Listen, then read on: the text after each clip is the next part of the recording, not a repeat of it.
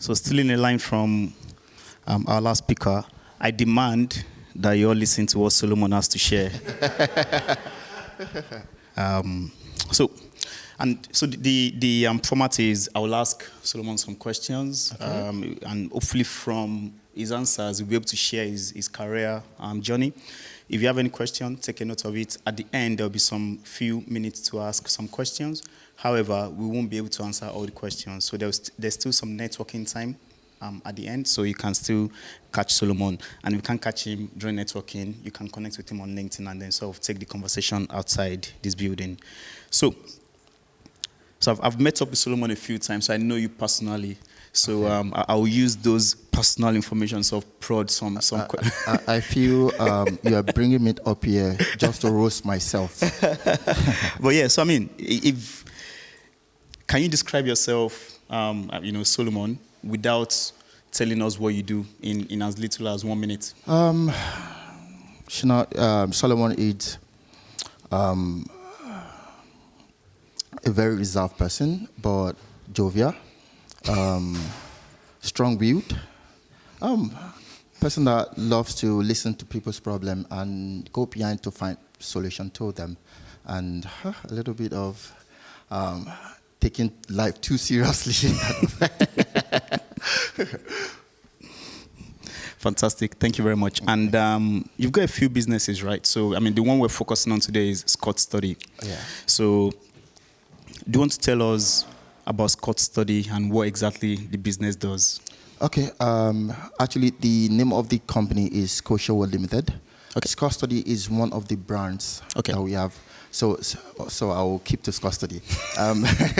Scott Study is an earth tech application set up to help international students who want to study in Scotland, basically in Scotland, to make an informed decision even before applying. So the platform gives international students the opportunity to compare courses, compare tuition fees, compare scholarships, compare deposit, read a little bit about the universities before they decide to apply or not.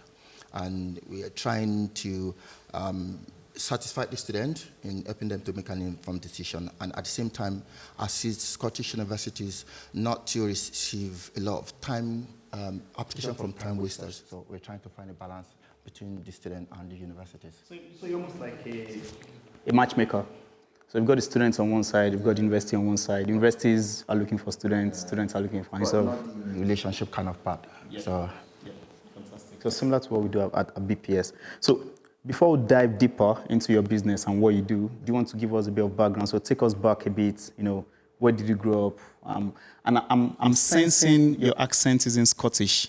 Of course, so I don't try to form. So where did you grow up and when did you decide to migrate or relocate to Scotland? I'm from Lagos. At least you can hear from my accent. Lagos, which country is that?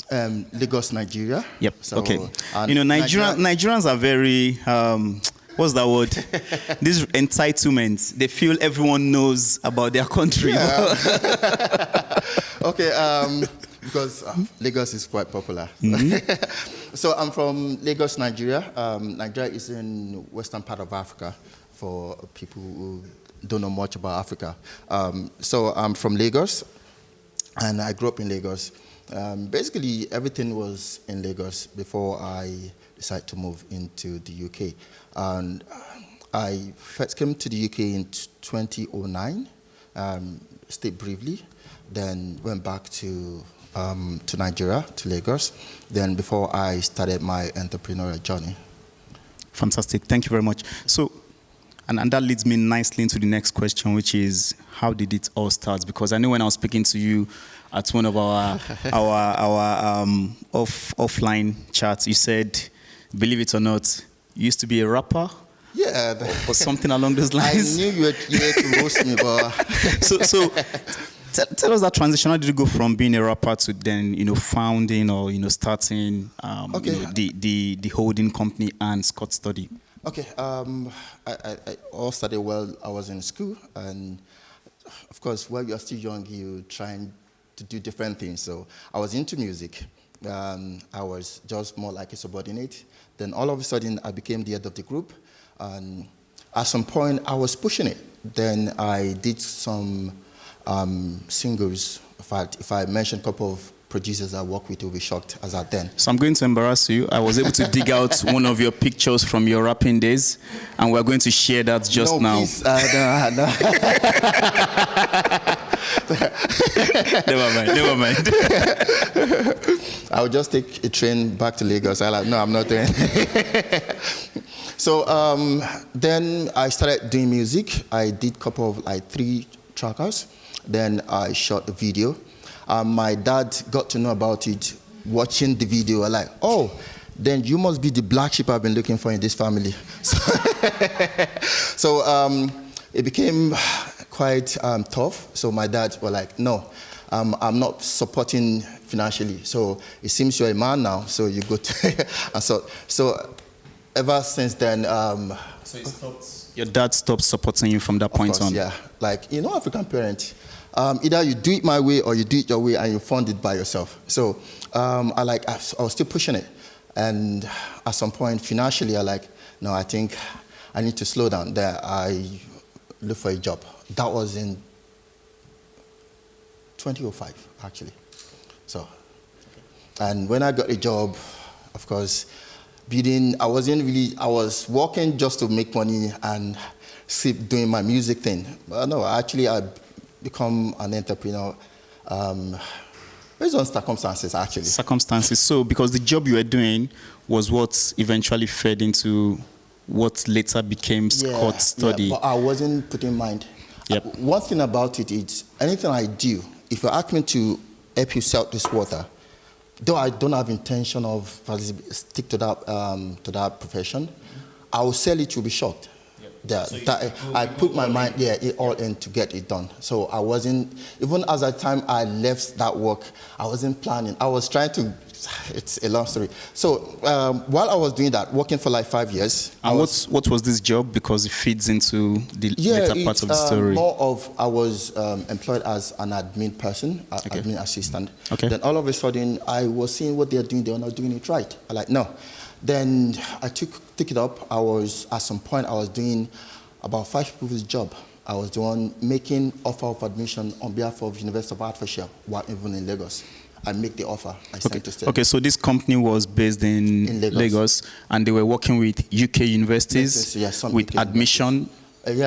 Recruitment of students. Yeah. So perfect. Okay. At some point when they called, they came for visiting and they noticed that enthusiasm and love. Oh, I think this person will be able to do it, because they are quite worried. So I started issuing offer letters on behalf of the universities for all Nigerian students. Then I was the one, they have marketing managers, but they all come to me for marketing advice and all of that. Then I was doing a whole lot of things, but my man wasn't there. No, let me just have that money. Yeah, I'm going back to the studio. Music, okay. Then all of a sudden things happened. I was not able to continue. Then while working, I was, little guy trying to grow up and oh, let me invest. I shouldn't use all my hands to eat. So I was giving, not an uncle, relative. Not relative actually. Yep. In African times, an uncle, somebody older than you. Yep. So I was the man was into buying stock. and selling and stock. Yep. So I was and keep some pay. Oh, my future, no, I can't guarantee it's better. So at the point when I left my job and I blew all the money, I look at the balance, I'm nah, it's when you finish working and you stop working and you look at your bank account and it's showing £200. And where do I start from? Yeah, I remember, okay, let me go and talk to this uncle. Oh, please, can you help me sell all the stock? Bring the money. My intention at the time, that was in 2009, to okay, let me travel back to the UK and start my life. Or I start music, if it's not working, I jump. And he's okay, I'll get you the money. Then he kept posting me from a month to 2 months, 3 months, 4 months. At the point, he just called me and said, to be sincere with you, Solomon, there's no money. I think it was at the time when stock market was crashing in Nigeria. So if you buy a stock at the time, it's not in. So he said, when I gave him that money, or when I was sending the money, he was using that money to pay off all his debt. So there was no money. And he was saying, if I should promise to give you that money, we are talking about another extra 1 year, so you may not get the money on time. And I was struggling to pay my bills. So I like, oh. Then he called me, said, okay, what do you want to do? I like, yeah, I'm into music, but at this time, I don't have the money for music. This is what I was banking on. And I was even thinking, get my money, let me travel back. Like, okay, what he could do is, but what do you do at the moment? Or I said, I stopped working, and this is what I do, but I wasn't having any interest. He said, okay, what do you want to do? I said, I'm stranded at this point. I do got a call from a couple of customers. Oh, we went to your office. They told us you're no longer working. We have... So customers being students or the universities? Parents. Okay. No, student parents. Student parents. They would go to the office. They couldn't see me, and they kept calling, and they were asking me, okay, I have a problem. Then I put my head in different stuff. If you have a 10 years band, come out. It was quite tough. So, and I told him that I have a couple of calls coming from parents and students, but I'm not really interested. He said, oh, can you just find a way to attend to them? Okay, I'll give you, say this is the man's office, and that is the entrance. He said, okay, I'll give you a desk and a chair at that entrance, just to be attended to your client. And though you still pay me, then we did plus or minus, and of course, he outsmarted me, actually. Asked me, okay, for that desk and chair, you'll be paying so amount.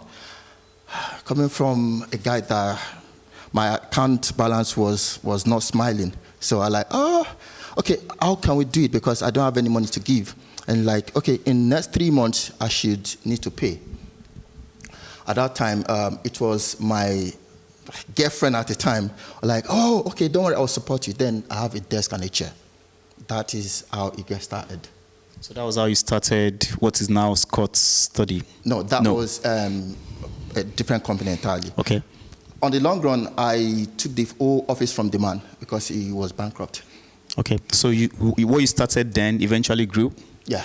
There in Lagos. In Lagos. And that was basically student recruitment. Student recruitment, education, tourism, okay, and one other thing. Okay. So basically you started there because of circumstances, but then at the same time you had the skills to do it. You were good at it, essentially. I was good at it, but in entrepreneurship journey, mm-hmm.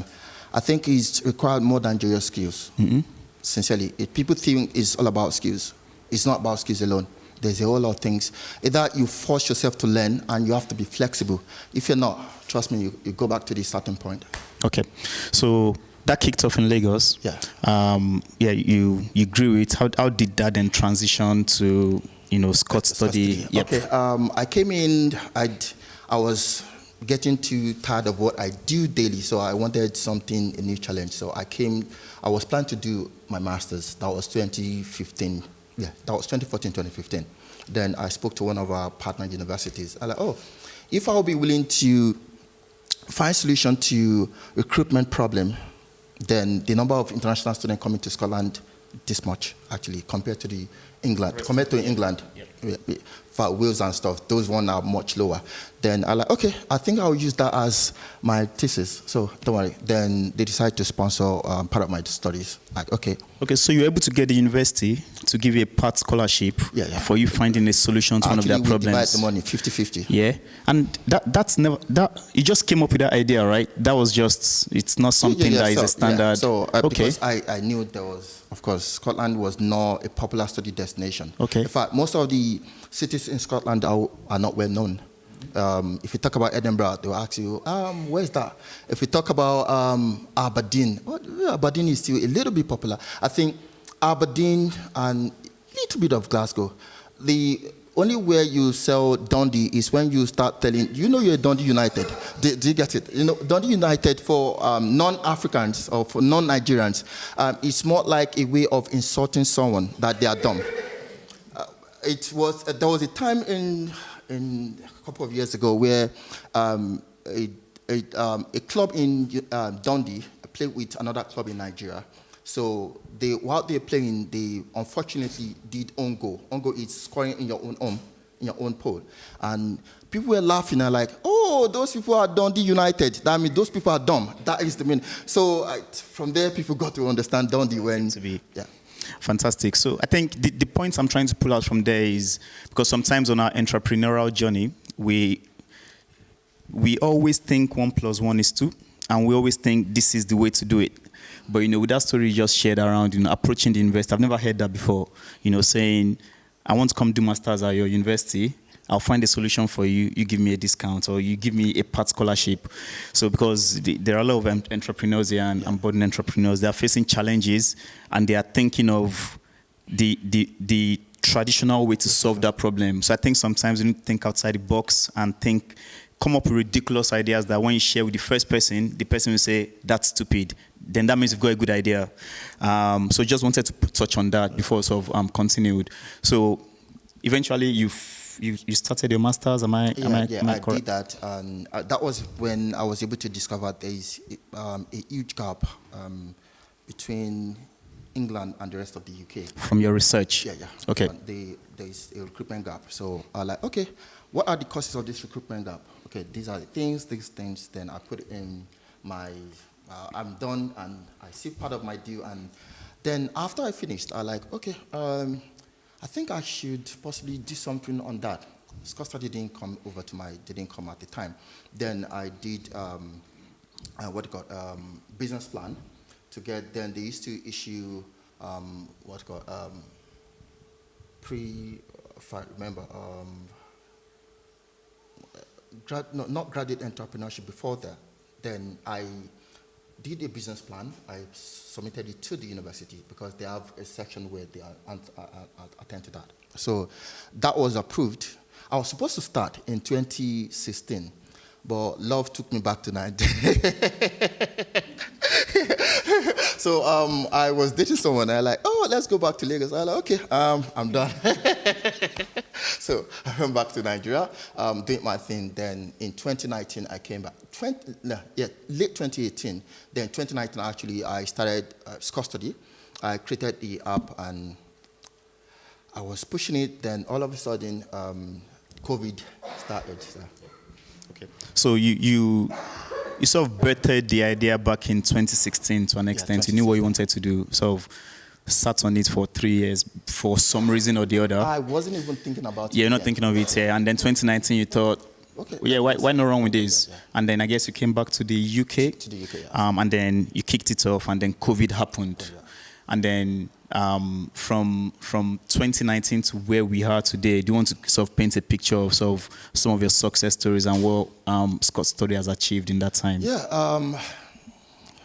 there are a lot of challenges, trust me. Despite the fact that I built that relationship in the industry, in higher education industry in the UK, it's not an easy task, trust me.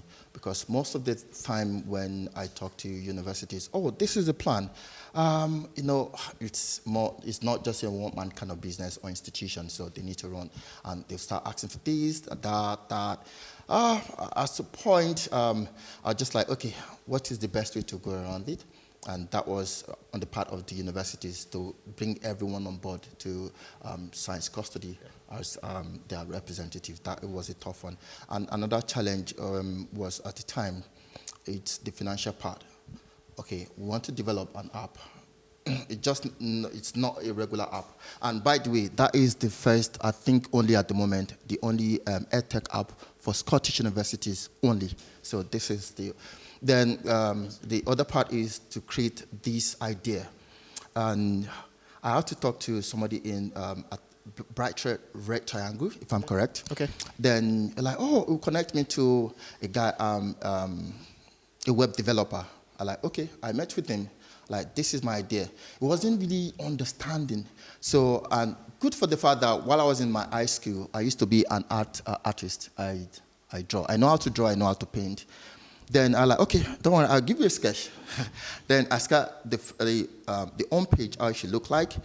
Each of the pages there. Yeah. So I designed everything basically. Like, this is what I want to do. And then he got it. Yeah, and they got it. Then we're now start talking about money.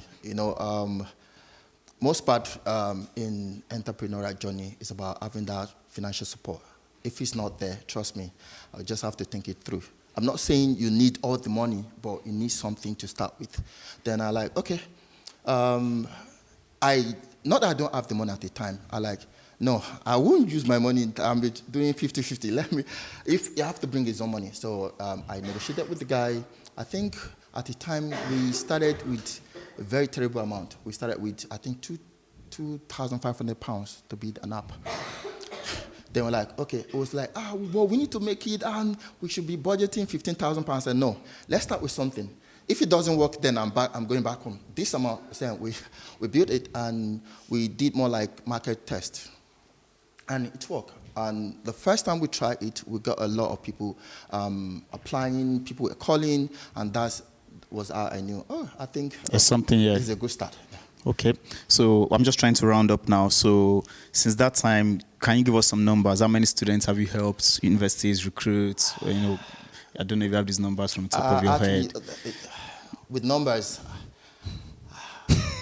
number is much. What you can do is, if you go to any of these universities, even in Stirling or in Edinburgh or in Glasgow, and mention my name or the name of course, you see, we know the person. So we have like good number of students actually across different cities in Scotland. Okay, and what has been so if you were to give your younger self, say 10 years or 5 years ago, an advice, what advice would you give that person? Firstly, I will advise myself to be well prepared. Don't just because of circumstances just jump into it, because it's more fun talking about it now, because the journey wasn't smooth. Sincerely, it wasn't smooth.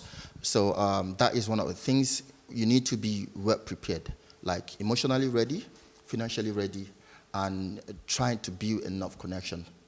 Yeah, that is one of the things I would advise myself. Yep. And on your journey as well, you have grown. You now have employees. You have a team. You have a physical office. In Edinburgh. I've been to your office. So, at what point did you realize I can't do this by myself? I need people around me. How did you get to that point? Of course, maybe because of my past experience, I built like a couple of businesses. Then I understand. Once you start, you have to make a plan. Okay, at what point you will need people to join you. Of course, if you have the resources, fine, you can bring in 1 or 2 persons. If you don't, you need to be the manager, everything by yourself. But there's supposed to be a step on how to get there. If you have a map, if you have a plan, of course, you know when you need more hands. Okay, and last one, and try and make this 30 seconds. Okay. For anyone here that's got an idea or ideas, and they're still sort of thinking, I don't know when to start. I'm thinking, I'm waiting for that perfect moment or whatever. What advice do you have for these people to sort of push them from having ideas to actually starting something? I will make it brief. Firstly, be very sure it's what you are ready, what you are fully ready, emotionally ready, and be ready. We don't have to have all the money, but be sure, internally, think inwardly and be sure you are ready to do it. That is one thing. And another thing that you need to do is to do market research. Don't just assume. Assumption wouldn't get you there. Do market research. Find out the loopholes. Okay, I'm going into this industry. Is there any gap? If there's any gap, you should be ready to look for a solution to bridge that gap. That is another thing. Then thirdly, make sure you network with people of like minds. Please, it's very, very important. You might be thinking, instead of me attending that networking event and spend 3 hours, I can go to my normal work and possibly make some pounds and stuff. But that means you are not fully ready because you need to network. That is when you'll be able to hear from people's experiences, just like what is happening with Novate, bringing entrepreneurs together and stuff. You'll be able to learn from their own mistakes how you can possibly bypass that. That will really help. And another thing is choose a business advisor. Look for somebody you possibly have that connection with. Then you'll be able to listen and they'll be able to guide you and they will know your journey. They will know where you're starting from, where you're going, and they'll be able to put you through. And lastly, don't leave your job and want to just jump into a startup. Please. Get a source of income. Get something bringing in money to pay your bills while you're working towards that. Or you have a partner. Or have a stash that I can last you 6 months or something. Or you have a partner that is getting your back 100% financially then before you start. Fantastic. Thank you very much.